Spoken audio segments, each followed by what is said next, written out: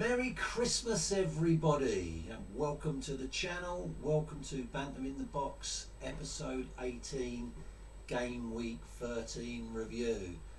And we can still have a good Christmas despite being in tier 4. Seeing friends and family is overrated anyway, unless of course it's your mother-in-law and they're in your bubble, in which case it's not overrated at all.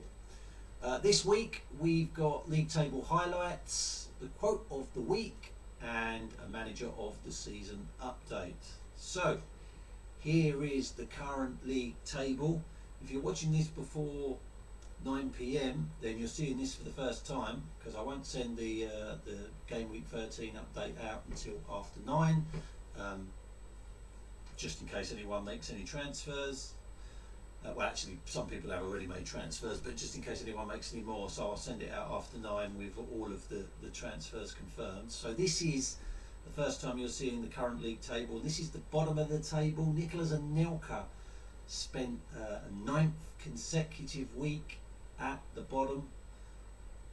Dustbin Dynamos and No Happy Endings swap places. They're having their own personal duel down the bottom. And Never the Boys, Jack Hoxby, dropped 2 places back into the relegation zone.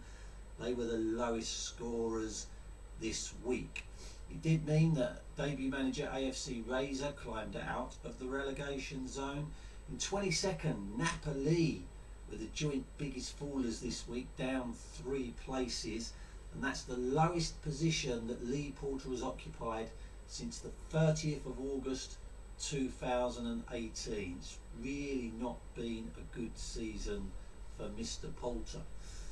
19th place, Clockhouse Rangers climbed another place. That's a season high for George Moody. Finished last season in 19th and he's managed to get back there. It's only took him 13 weeks, but things definitely on the up for Clockhouse Rangers.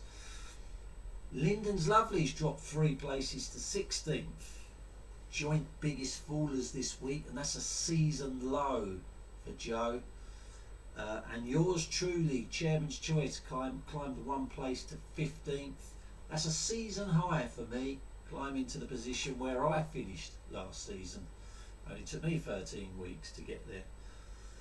Top of the table, Legends 23 climbed 2 places. That's the highest they've been since game week 4, as they went up to 13th. In 11th place, Benny United dropped another place. That's the lowest that Benny United has been since game week 6. Arden Diamonds dropped 1 place to 3rd. Ted and Sam Juniors climbing 1 place to 2nd. Those two are having their own personal duel for the runner-up spot. Ted and Sam Juniors got a personal highest weekly total of 84 points, and also his first weekly win of the season. He's leading the way in trying to chase down Alexi Lagos, who is 129 points clear at the top of the table, having spent a 13th consecutive week at the top. He's been there all season long. Which brings me on to the quote of the week. Alexi Lagos. Now, I don't do Instagram, but Alexi Lagos does have an Instagram account. And this week he posted on his Instagram account, "Merry Christmas to all my amazing fans. Couldn't have got through 2020 without you. Hashtag feeling blessed.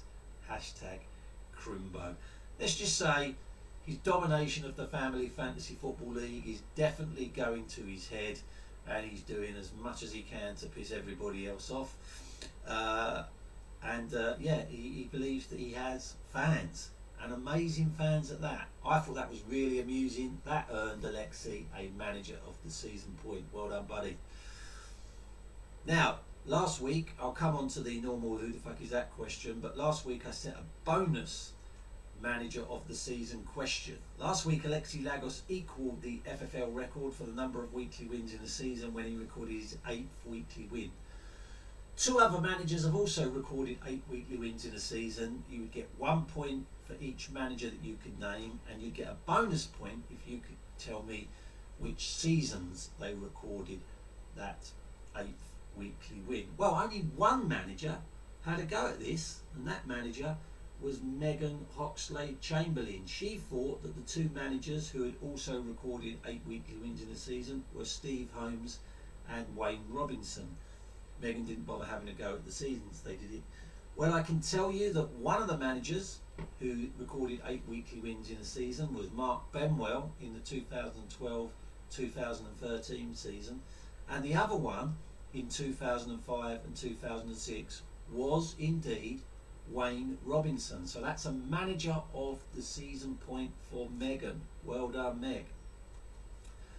Last week's Who the Fuck Is That question was this. It was worth 4 points. Only one manager had a go at this. That was Megan. She believed that that was a picture of the Creed Bratton Society's Jordan Williams.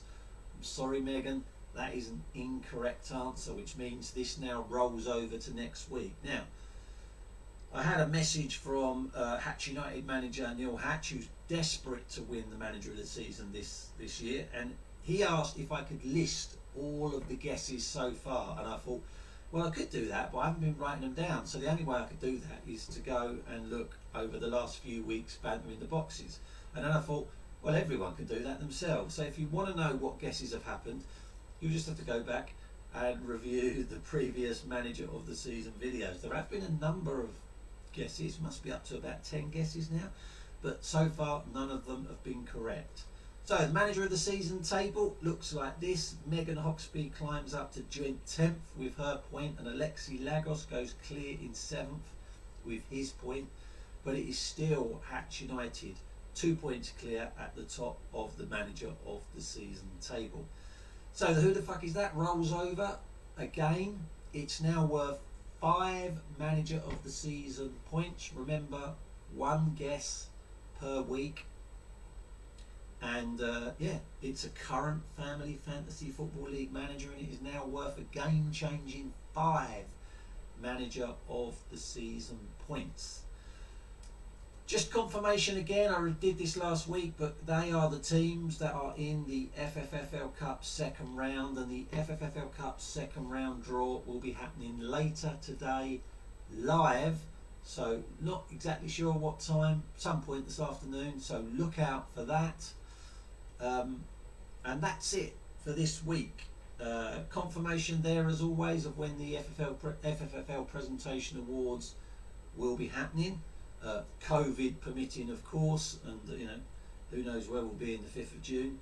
Hopefully we'll be able to have a end of season presentation awards.